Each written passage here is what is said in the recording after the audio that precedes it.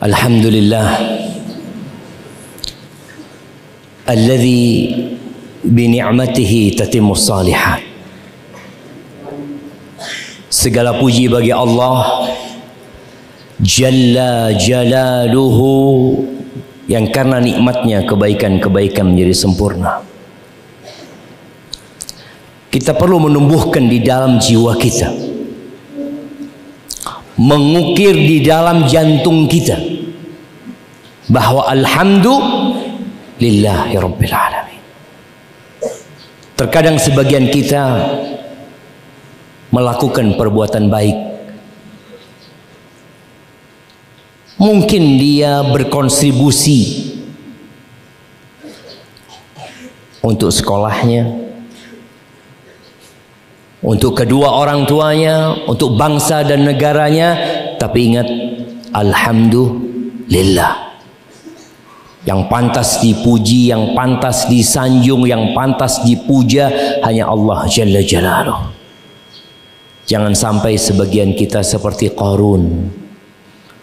Qarun itu melihat kesuksesan dia, keberhasilan dia, kekayaan dia. Apa kata dia? Apa kata Qarun? Qala innama utituhu ala ilmin indi. Aku dikasih seperti itu karena ilmu yang diberikan kepada aku. Lupa menyebut Allah Azza wa Jalla. Allahumma salli wa sallim wazid wa barik wa an'im ala abdika wa rasulika sayyidina wa maulana Muhammad wa ala alihi wa ashabihi ajma'in. Ya Allah, semoga salawat dan salam, berkah dan nikmat senantiasa Engkau curahkan untuk hamba kekasih-Mu, untuk baginda Nabi kita Muhammad alaihi salatu wassalam. Siapa namanya? Barak. Barak. Dari mana Barak? Dari mana? Dari mana? Dari sini. Rumahnya di sini. Masya Allah. Jadi nggak mondok Barak ini. Di rumah sendiri.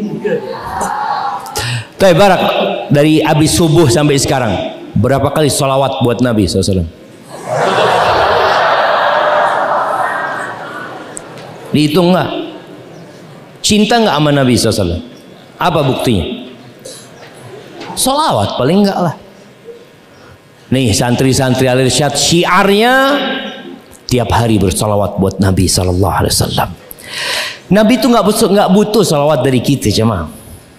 Innallaha wa malaikatahu yusalluna 'alan nabi. Allah dan malaikatnya bersalawat buat Nabi SAW. Tapi Allah mau kasih kemuliaan buat kita. Kalau seorang santri tidak memberikan contoh untuk dirinya sendiri, padahal Allah mengatakan ya ayyuhalladzina amanu sallu alaihi wasallimu taslima. Mana salawat kita? Jangan meninggalkan masjid subuh kecuali selesai salawat. Bikin. Mungkin ada yang mau salat 100 kali buat Nabi alaihi salatu wassalam.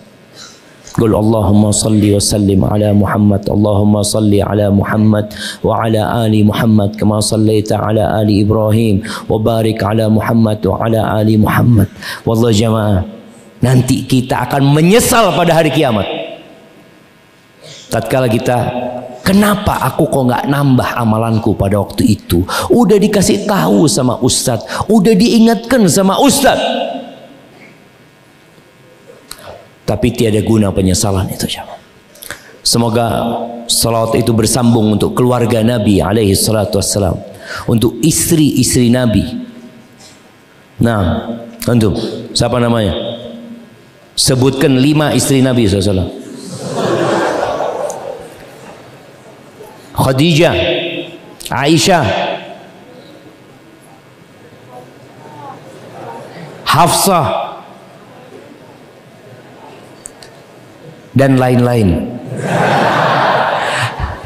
Nah, kalau ujian sebutkan 5, antum sebutkan 1 dan yang lainnya Ustaz. Ana nggak ingat cuma Masya Allah. Kira-kira dikasih nilai berapa antum? 1 cuma. Tapi barakallahu fiik. Ya, kita juga perlu bersalawat buat Nabi dan buat keluarganya dan buat anak cucu Nabi alaihi salatu wassalam dan untuk setiap umat yang mengikuti Rasulullah sallallahu alaihi wasallam. Amma ba'd. Siapa yang datang ke sini karena dipaksa sama orang tuanya? Angkat tangan. Angkat tangan jemaah. Nggak ada. Oh, alhamdulillah, dari hati semua kayaknya mereka, Ustaz. Masya Allah, Masya Allah. Mana? Ketutupan tembok. Oh iya, mana yang angkat tangan tadi?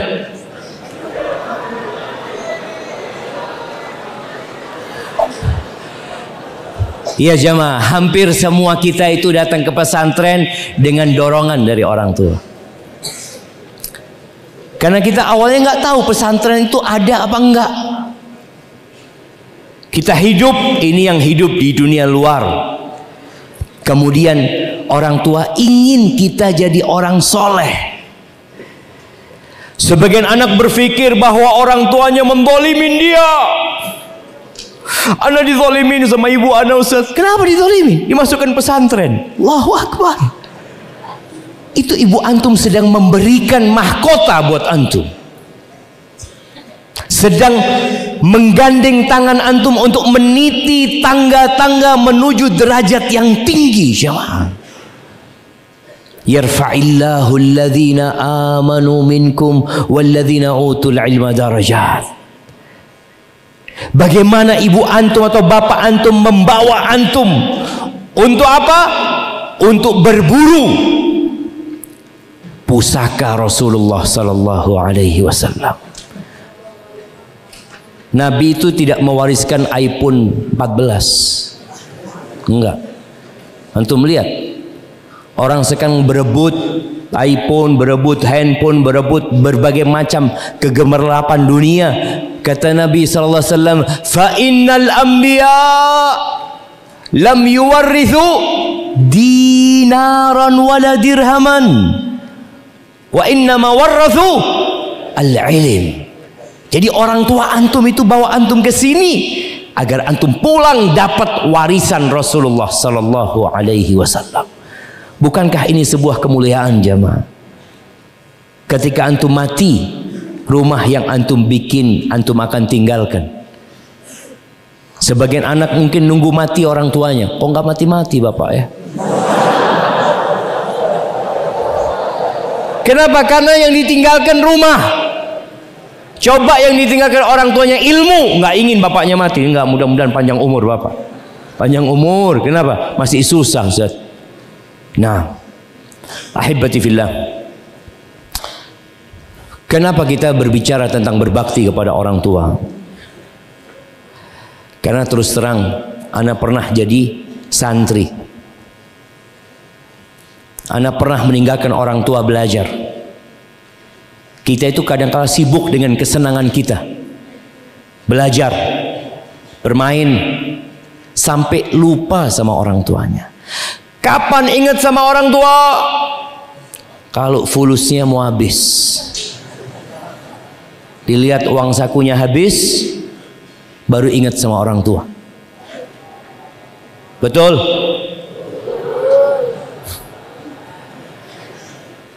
Ahibati fillah. Pada suatu hari datang seorang sahabat kepada Nabi alaihi salatu wassalam. Ada yang meriwayatkan dia dari Yaman. Datang ke kota Madinah. Dia mengatakan, "Ya Rasulullah, inni ubayi'uka, inni ji'tu ubayi'uka 'alal hijrah." Aku datang ke sini untuk berbaiat, membuat sebuah janji suci hijrah ke kota Madinah. Tapi dia mengatakan, walaqad taraktu abawayya yabkiyan. Aku meninggalkan kedua orang tuaku dalam kondisi menangis. Kita lihat bagaimana nih orang dengan kesadarannya dalam rangka meraih surga Allah Azza wa Jal, dia pergi meninggalkan kedua orang tuanya untuk hijrah, untuk menjadi lebih baik lagi, menuju kepada Allah dan Rasulnya.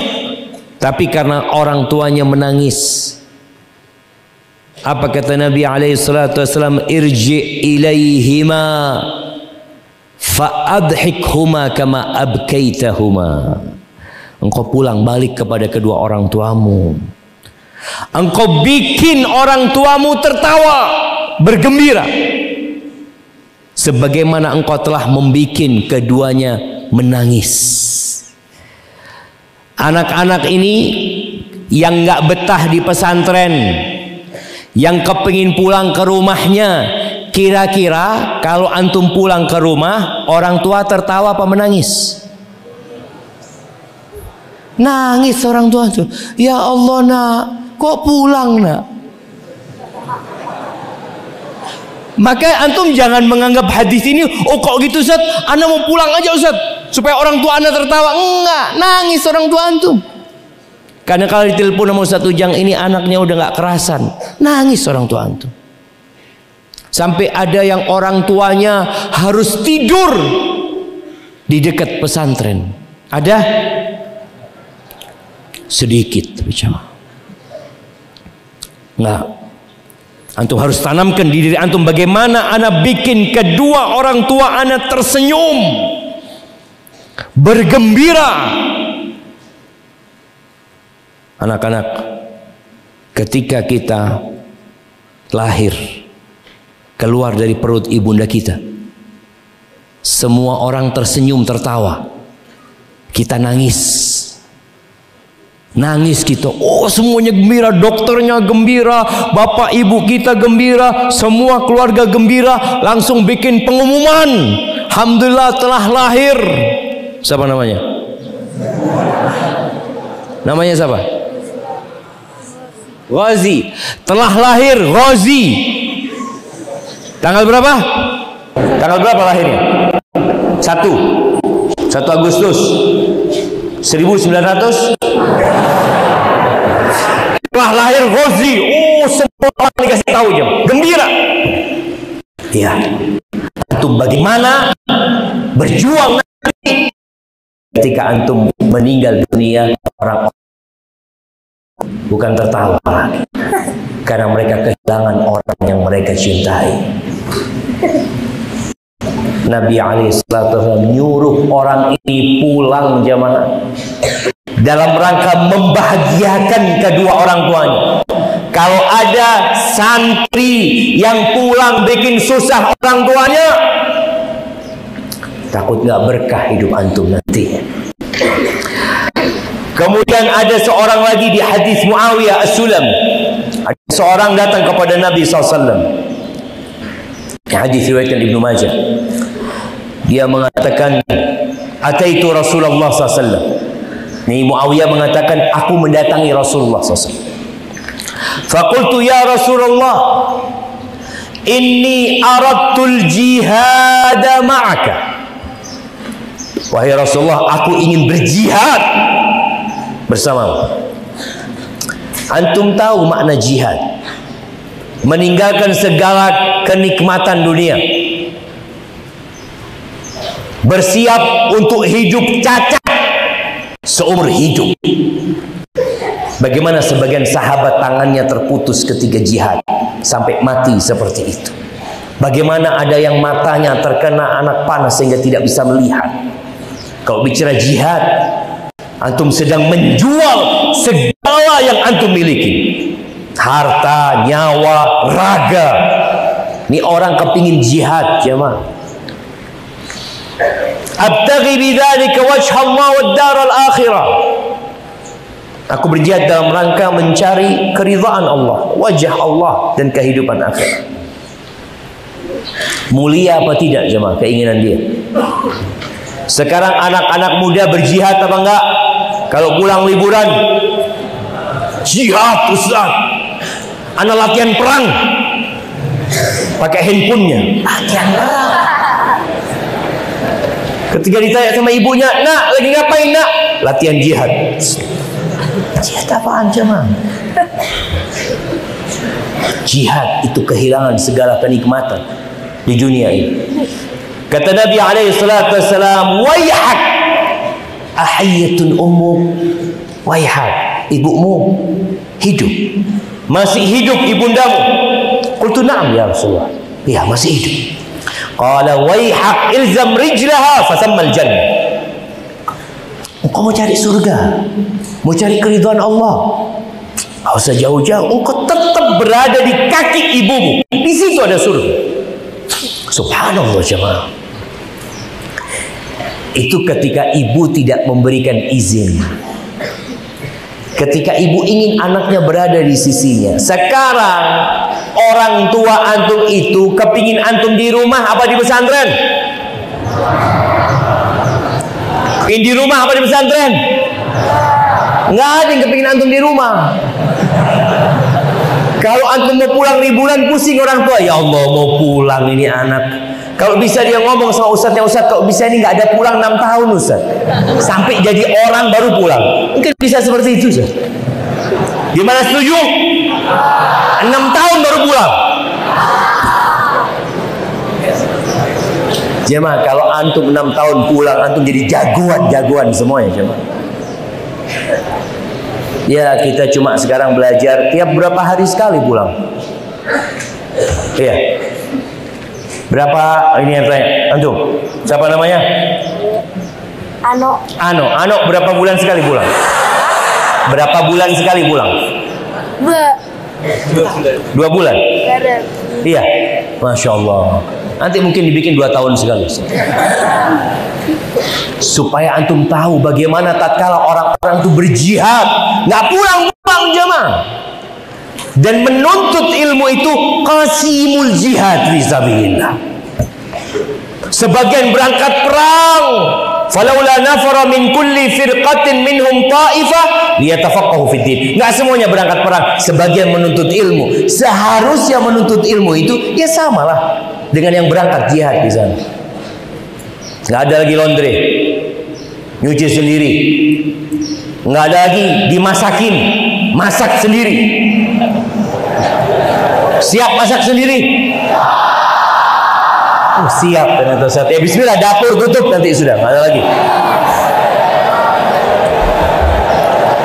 Nah, kita ingin antum pulang itu jadi jagoan jemaah.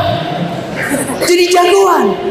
Bisa nyuci sendiri, bisa masak sendiri. Nanti lulus nggak ada pengabdian di kota, pengabdian di tengah hutan. Kirim. Antum berjuang di sana. Kalau antum nggak bisa masak gimana? Instan Ustaz. Iya. Kita lihat ada sahabat yang ingin berhijrah. Apa kata Nabi SAW? Kembali kepada kedua orang tuamu. Yang ingin jihad, tetap kembali kepada orang tuamu. Ahibati fillah. Ternyata berbakti sama orang tua ini adalah amalan yang agung sekali. Kita kadang kala kurang menghargainya. Jangan mengatakan aku masih kecil Ustaz. Dia sejak kecil engkau harus berbakti sama orang tua. Apalagi yang sudah baligh. Yang belum baligh angkat tangan.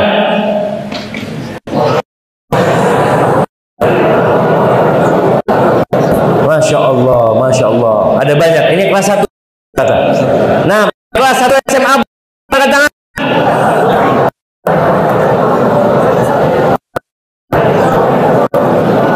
Nah, ingat ketika antum sudah baligh, malaikat sudah mulai mencatat. Kalau sebelum baligh, malaikat sudah mencatat, tapi kebaikan-kebaikan. Ketika sudah baligh, semua keburukan yang antum lakukan. Apalagi kalau di situ ada unsur durhaka sama orang tua antum. Dipanggil fulan, dia sibuk dengan gamenya. Sampai 3 kali dipanggil. Siapa yang tahu ceritanya Juraij? Juraij ini, iya. Ketemu di mana? Nah, Jurayj ini Masya Allah seorang yang ahli ibadah. Dia punya tempat khusus untuk beribadah. Bayangin, dia sedang sholat, Allahu Akbar. Supaya tahu hak orang tua kita itu begitu besarnya. Allahu Akbar. Dipanggil sama emaknya, ya Jurayj. Kata Jurayj, Salati, aku putuskan sholatku terhadap ibuku atau lanjut sholatku. Bingung dia. Bukan dia tidak ingin berbakti, tapi dia sedang kebingungan mana yang harus dia pilih. Dipanggil lagi, ya Jurayj. Tanya lagi, Ummi am Salati, sampai 3 kali. Akhirnya Jurayj lebih memilih sholatnya. Ibunya sakit hati. Antum jangan pernah bikin sakit hati ibu antum, bapak antum. Doanya mustajab. Ini sedang sholat Jurayj. Kata ibunya, Allah, jangan matikan Jurayj. Sampai ditampakkan kepada dia wajah-wajahnya pelacur. Dan betul dikabulkan doa ibundanya. Bagaimana Jurayj dikasih yang berat sama Allah Azza wa Jalla. Ada seorang pelacur yang ditawarin sama laki-laki, engkau bisa nggak ngodain Jurayj? Aku kasih uang. Ah, bisa. Datang nih pelacur, godain Jurayj. Jurayj nggak mau sama dia. Akhirnya pelacur ini berzina dengan penggembala, hamil. Ketika lahir anaknya ditanya, anaknya siapa? Anaknya Jurayj. Bayangin ya, doanya ibunya terjawab. Bagaimana Allah kabulkan? Padahal Jurayj ini sedang sholat. Sedang sholat, bukan sedang main game. Ketawa tuh. Karena anak kalau sudah main game, apakah dia tanya, ya Allah, gameku apa ibuku? Ya Allah. Antum nggak dengerin. Akhirnya sampai tersebar fitnah di kota itu. Jurayj telah berzina. Ini anak zina adalah hasilnya Jurayj. Dihancurin tempat ibadah Jurayj. Padahal dia tidak melakukan itu. Kenapa semua itu terjadi? Doa ibunya. Allah syamaah. Jangan sampai orang tua kita itu berdoa keburukan buat kita. Ada seorang anak SMA. Biasalah kalau lulus SMA itu dia ingin hiburan sama kawan-kawannya. Sang anak ini minta izin sama bapaknya mau pakai mobil. Ayah mau pakai mobil. Kata bapaknya jangan. Akhirnya sang anak ini merayu ibunya. Ayo ma ini itu. Akhirnya sang ibu merayu bapaknya. Ada persekongkolan nih, anak sama emaknya nih. Akhirnya sang bapak sakit hati sebenarnya. Kata bapak, ini kunci bawa dan semoga engkau nggak kembali. Hati-hati. Dan betul, sampai jam 12 malam anaknya nggak balik ke rumah. Mulai kebingungan bapak sama ibunya, dicari ke rumah sakit, dicari kantor polisi. Betul, anaknya tabrakan dan mati. Jangan main-main sama doa orang tua.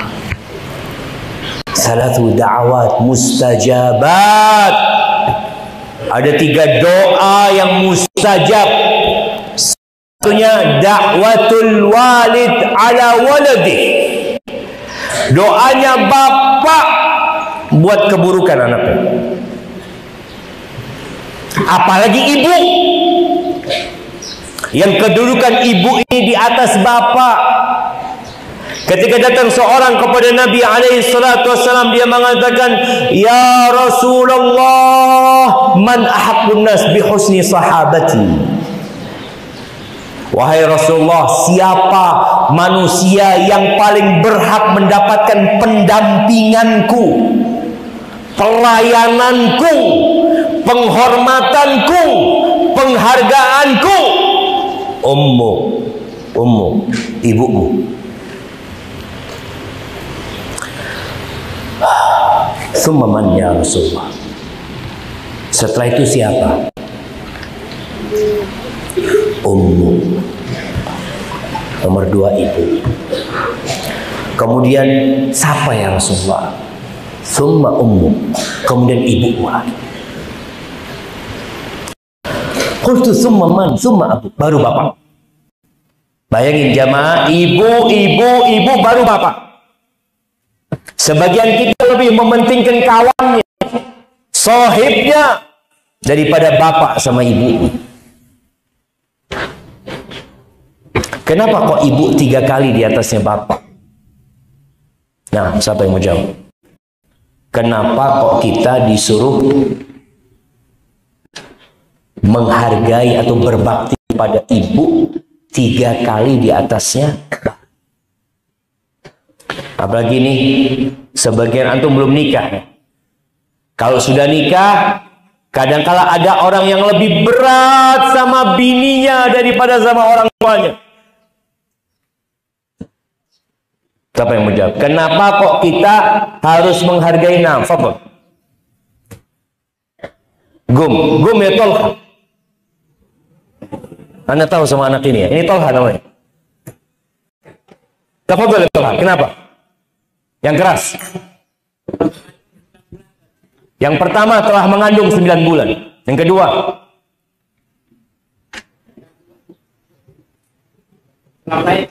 telah melahirkan. Yang ketiga, menyusui. Ada hadiahnya nanti Ustaz. Masya Allah. Kirim ke Tolha. Kirim ke belakang sana. Nah, Masya Allah. Tuh jamaah, ini Tolha ini anak emaknya nih, Masya Allah. Tahu dia bagaimana berbakti sama ibunya, setelah itu sama bapaknya. Ada 3 hal.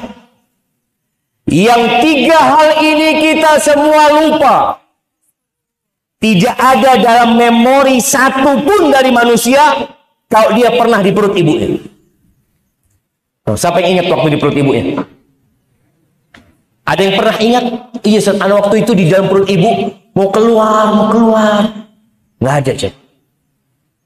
Maka Allah Azza wa Jalla ingatkan hal itu. Hamalathu ummuhu kurhan wa wada'athu kurhan wa halluhu wa fisaluhu 30 syahr. 3 hal Allah ingatkan. Ketika ibu kita melahirkan kita, siapa yang ingat? Nggak ada yang ingat. Antum ingatnya dimarahin sama ibu, itu yang antum ingat.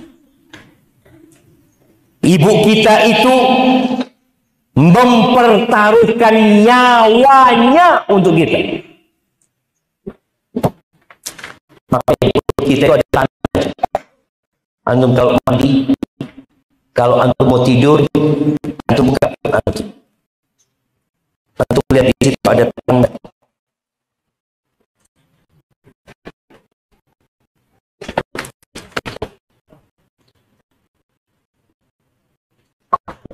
Yang menyambungkan kita sama ibu kita. 9 bulan kita makan beda hati. Itu nyambung sama ibu kita. Capek orang tua kamu.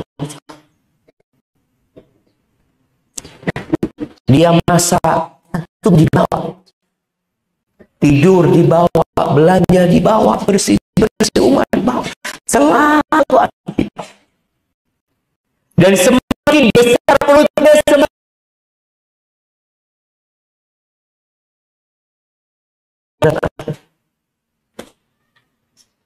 kalau antum mau coba bagaimana beratnya ibu kita ngandung kita, jemaah, antum kasih beban beli beras yang 5 kilo, antum tahu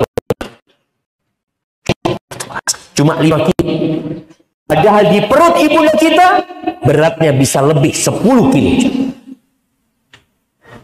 Kemudian ketika datang waktu lahiran,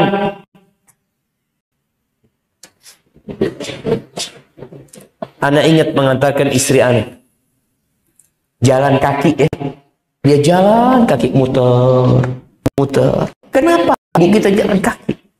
Buat kita aja. Agar mudah keluarnya kita, jemaah.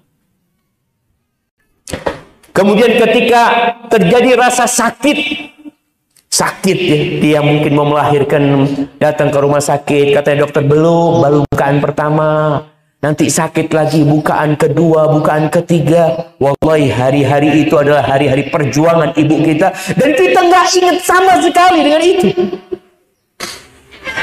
Yang kita ingat seakan-akan ibu anak boleh musab, ibu anak mukul anak. Ibu antum itu cinta sama antum. Dan ketika antum lahir, ada sebagian anak yang lahir dengan merobek perut ibunya.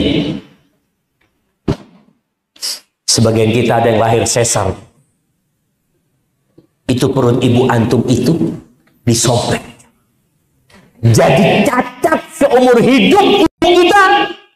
Gara-gara kita. Allahu Akbar. Lalu kita nggak berbakti sama ibu kita.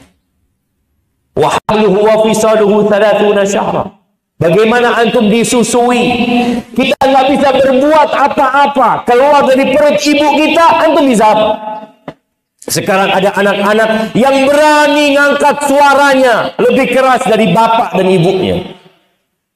Karena merasa sudah besar, merasa sudah kuat, punya ilmu, belajar di pesantren, berani-beraninya ngangkat suara atas orang tuanya. Wallah, antum keluar dari perut ibunda antum nggak bisa apa-apa sama sekali. Antum mau makan nangis, mau minum nangis, perutnya sakit nangis, semua itu ibu dan bapak kita. Duduk nggak bisa, antum sekarang bisa duduk di sini. Siapa yang ngajarin antum duduk? Orang tua kita. Antum bisa berjalan, kalau antum nggak diajarin jalan sama ibu antum, nggak akan jalan. Diajarin jalan itu jemaah. Ngomong itu diajarin, kita diajarin sama ibu kita.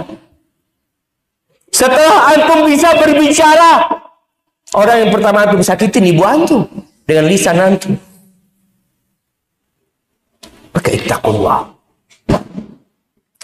Bertakwalah kepada Allah Azza wa Jalla. Abdullah bin Mas'ud radhiyallahu ta'ala anhu, dia mengatakan Allah sallallahu alaihi wasallam, ayyul amali afdal. Aku bertanya, ya Rasulullah, amal apa yang paling mulia? Yang pertama, as-salatu li waqtiha. Salat tepat waktu. Ini haknya Allah. Sebagaimana Allah perintahkan, wa qadha rabbuka alla ta'budu illa iyyahu wa bil walidaini ihsan. Yang pertama haknya Allah, tunaikan. Qultu tsumma ay? Setelah itu apa? Birrul walidain. Berbakti kepada orang tua. Tolong yang belajar ilmu, yang kedua ini dicamkan. Antum bisa sholat diajarin sama bapak ibu antum. Bagaimana ibu kita ngajarin kita baca Al-Fatihah. Dan itu akan jadi pahala terus buat orang tua kita. Sholatnya dijaga. Berbakti kepada orang tua dijaga. Sebagian mungkin berat di pesantren ini, Ustaz. Allah berat, Ustaz Ustaz. Pelajarannya sulit, banyak hafalan. Kadang-kala ada teman-teman yang kurang ya menghargai. Antum bertahan. Demi apa? Demi berbakti kepada kedua orang tua. Antum mungkin nggak merasakan, sebagian orang tua nih, anak-anak ya, mungkin yang bapak ibunya kaya. Mungkin antum merasa tidak seberapa orang tua membiayai antum. Tapi ada bapak yang harus kerja becak, ya mak. Anak ingat dengan seorang kawan di pesantren, bapaknya itu becak, ya mak. Becak. Dia kumpulkan buat anaknya. Ada yang bapaknya itu cuma kuli bangunan. Kepingin anaknya sukses. Dan ada sebagian yang orang tuanya harus merantau ke luar negeri. Ada ibunya yang harus merantau dan jadi pembantu rumah tangga. Demi antum. Tapi kadang-kadang kita kurang menghargai. Ini amalan yang paling dicintai Allah. Qultu thumma ai, setelah berbakti sama orang tua, al-jihadu fi sabilillah. Berjihad di jalan Allah Azza wa Jalla. Dapat apa Ustaz kalau kita berbakti sama orang tua? Dimudahkan rezeki antum. Antum kalau ingin bahagia di dunia, ya kita tahu faktor kebahagiaan di dunia itu ada 4. Istri yang solehah, rumah yang luas, kendaraan yang nyaman, tetangga yang baik. Kalau antum ingin dapat itu, berbakti sama orang.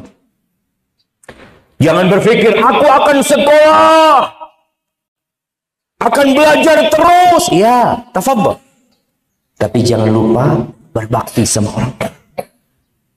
Kata Nabi alaihi salatu wassalam, man ahabba ayyubsata lahu fi rizqih wa yunsa lahu fi athari falyasil rahim. Yang ingin rezekinya dibentangkan, diluaskan, dan ingin umurnya dipanjangkan, apa yang dia lakukan? Falyasil rahim, sambung rahim. Dan kita tahu tali rahim kita itu bersambung sama ibu kita yang pertama kali, bersama orang tua kita. Ada orang-orang yang mungkin kita lihat dia sukses, Ustaz, ana lihat Ustaz, dia hartanya banyak, tapi dia durhaka sama orang tua. Enggak, dia nggak sukses, dia hidup menderita. Ada harta yang jadi azab buat pemilik. Kata Allah, wala tu'jibka amwaluhum wala auladuhum. Kau jangan takjub dengan harta mereka, dengan anak mereka. Innama yuridullahu liyu'adzibahum biha fil hayatid dunya. Allah ingin mengadab mereka. Kemudian orang yang berbakti sama orang tuanya, doanya mustajab, dikabulkan sama Allah Azza wa Jalla. Ingat dengan kisah Uwais Al-Qarani, bagaimana Rasul sallallahu alaihi wasallam mengatakan kepada Umar bin Khattab radhiyallahu taala anhu, Umar ini orang nomor 2 setelah Abu Bakar Siddiq radhiyallahu taala anhu. Nabi mengatakan kepada Umar bin Khattab, Umar, ya'ti alaikum Uwais bin Amir, akan datang kepada kalian seorang yang bernama Uwais bin Amir. Bayangin ya, Nabi nggak pernah berjumpa dengan Uwais. Tahu dari mana Nabi tentang Uwais ini? Allah Rabbul Alamin kasih tahu Nabi. Hanya satu orang tinggalnya di Yaman sana, dengan jarak 1000 km lebih dari kota Madinah. Namanya Uwais bin Amir Al-Qarni. Ma'a amdadi ahli Yaman min Murad thumma min Qaran. Kana bihi baras fabara'a minhu illa mawdi'a dirham. Dia dulu nih kena penyakit yang putih semua itu jemaah. Kemudian Allah sembuhkan penyakit itu kecuali sebesar koin dirham. Dia memang minta itu sebagai tanda supaya dia ingat dan bersyukur kepada Allah Azza wa Jalla. Lahu walidatun huwa biha barrun. Dia itu punya ibu yang dia sangat berbakti sama ibu. Siapa yang ngasih tahu Nabi SAW? Allah Azza wa Jalla. Kata Nabi tentang kedudukan Uwais, lau aqsama 'ala Allah la abar. Kalau dia bersumpah atas nama Allah, dia minta atas nama Allah, Allah kabulkan doa. Umar bin Khattab, setiap kali ada pasukan dari Yaman atau jemaah haji dari Yaman, Umar tuh selalu tanya, afikum Uwais? Ada Uwais di antara kalian? Nggak ada. Nanti datang lagi, afikum Uwais? Ada Uwais. Kenapa sama Umar kepingin ketemu Uwais? Allah sebut-sebut nama Uwais. Sampai dipesankan kepada Nabi SAW tentang Uwais. Nabi sampai berpesan kepada Umar, engkau nanti jumpai Uwais. Engkau jumpai dua orang. Dia akan datang.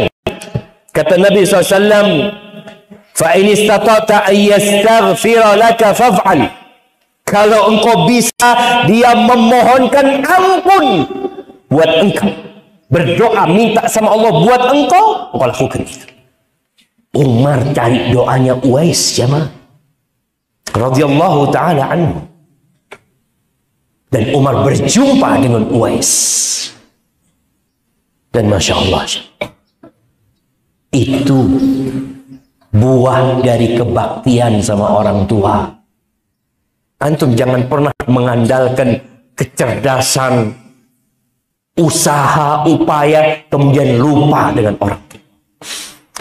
Kemudian orang yang berbakti sama orang tuanya akan dimudahkan urusannya. Allah akan kasih solusi ketika dia dalam kesulitan. Ingat dengan 3 orang yang terjebak dalam gua. Hadis itu insya Allah semuanya tahu. Bagaimana 3 orang terjebak dalam gua.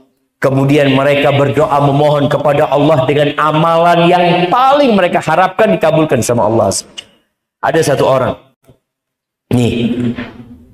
Orang ini cerita, ya Allah, aku itu tidak pernah memberikan susu. Susu yang dimakan di sore hari. Kecuali kepada orang tuaku baru semuanya. Jadi bapak ibunya dulu yang minum susu, dia perahkan susunya, baru anak-anak istrinya atau siapa yang mau minum. Kemudian pada suatu hari, terlalu jauh dia mengembalakan kambingnya, pulang malam, bapak ibunya sudah tidur. Tapi aku perah itu susu, aku taruh di wadah, kemudian aku mendatangi kedua orang tua. Berdiri dia sama. Dia berdiri, dia pegang itu susu.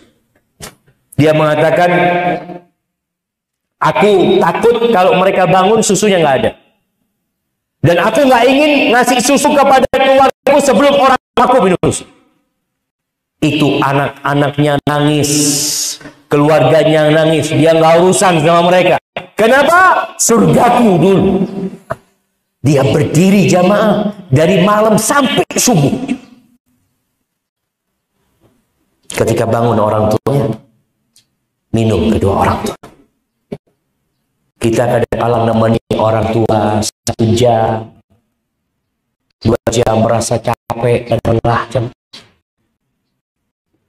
Ada orang tua jemaah. Suatu hari anaknya kurang berbakti sama dia. Orang tuanya ini punya kebun burtukol. Jeruk. Suatu hari lagi panen jeruk, ada satu keranjang. Tempatnya itu agak tinggi, kayak model gunung gitu ya tempatnya. Akhirnya satu keranjang itu sama bapaknya ini dilemparin satu persatu ke bawah. Nak, engkau tunggu di bawah nak ya. Iya, iya pak. Dilemparin sama bapaknya nih jeruk. Sudah habis semuanya, nak bawa lagi ke atas nak. Bawa lagi ke atas sama anaknya. Engkau tunggu lagi di bawah nak ya. Dilempar lagi sama bapak. Apa kata anaknya? Bapak ini apa-apaan? Capek lah. Kalau harus ngambil lagi jeruk, bapak lemparkan lagi. Apa kata bapaknya? Nah, engkau waktu kecil puluhan kali engkau melakukan itu nak. Dan aku ambil lagi itu jeruk kepadamu dan kau lemparkan lagi. Itu yang kita lakukan sama orang tua kita. Cuma kadang kala tatkala kita sudah dewasa, kita merasa sudah kuat, kita sudah bisa berupaya. Maka jaga kebaktian kita semua orang. capek, lelah, Allah melihat. Dan Allah akan berikan yang terbaik kepada antum. Ahibati billah. Dan Allah akan ridha sama antum. Ustaz, sampai jam berapa nih Ustaz? 9. Baik, 5 menit lagi jamaah. Yang durhaka sama orang tuanya, jangan harap masuk surga. La yadkhulul jannah. La yadkhulul jannah qati'. Nggak masuk surga. Ustaz, anak orang baik, banyak membantu orang lain. Anak berangkat haji, berangkat umroh, anak bikin pesantren, anak bikin masjid. Tapi antum durhaka sama orang tua, nggak masuk surga. Antum harus di neraka. Dan ada 2 dosa yang hukumannya di dunia didapatkan sebelum di akhirat nanti. Al-uquq wal baghi. Durhaka sama orang tua, durhaka sama orang tua, dan melakukan kezaliman. Maka bagi teman-teman, bagi adik-adik, bagi anak-anak yang ada di sini, bagaimana antum berbakti sama orang tua ketika antum ada di sini? Yang pertama, jangan berkhianat sama orang tua. Apa yang diinginkan orang tua, penuhi. Bapak ibu antum nggak santai sama. Dia terus mendoakan antum, dia kirim uang buat antum. Sebagian dari luar pulau, naik bis, naik kapal laut, naik kereta api bisa sampai ke sini. Jangan khianati orang tua. Waktunya belajar, belajar. Waktunya ngaji, ngaji. Waktunya tidur, tidur. Waktunya makan, makan. Yang kedua, doakan kedua orang tua. Jangan pernah antum berdoa kecuali antum sisipkan buat kedua orang antum. Rabbirhamhuma kama rabbayani shaghira. Shaghira. Selalu doa kita, Rabbirhamhuma kama rabbayani shaghira, kama rabbayani shaghira. Walaupun antum nanti sudah tua, doanya tetap ikut. Kenapa? Karena memang peran orang tua yang paling besar ketika kita kecil. Antum ingat itu terus. Kama rabbayani shaghira. Antum ingat, ya Allah, iya, anak waktu kecil itu nggak bisa apa-apa. Bapak ibu anak semuanya. Rabbirhamhuma kama rabbayani shaghira. Terus antum doakan. Yang ketiga, ketika antum nanti pulang, insya Allah sebulan lagi antum pulang mungkin nih. Tolong antum beli oleh-oleh buat orang tua. Nggak harus yang mahal. Supaya mereka tahu kalau antum ingat sama mereka berdua. Antum bawa oleh-oleh, antum sisihkan uang saku antum. Jangan beli oleh-oleh minta kiriman dari orang tua. Bu, saya mau beli oleh-oleh buat bapak sama ibu. Kirimin duit tambahan ya. Jangan. Antum sisihkan uang saku antum, bismillah, berapa? Nanti pulang bawa oleh-oleh. Yang keempat, ketika antum sampai rumah, antum pijetin orang tua antum. Antum duduk ya, biar bapak antum duduk di atas kursi, ibu antum duduk di atas kursi, antum pijetin kakinya, katakan, ayah bunda, aku kangen sama ayah bunda. Antum tunjukkan akhlak yang mulia, dengar dan taati perintahnya. Insya Allah antum bahagia di dunia dan di akhirat. Aqulu qawli hadza wa astaghfirullah li wa lakum wa li sa'iril mu'minin wal mu'minat fastaghfiruh innahu huwal ghafurur rahim.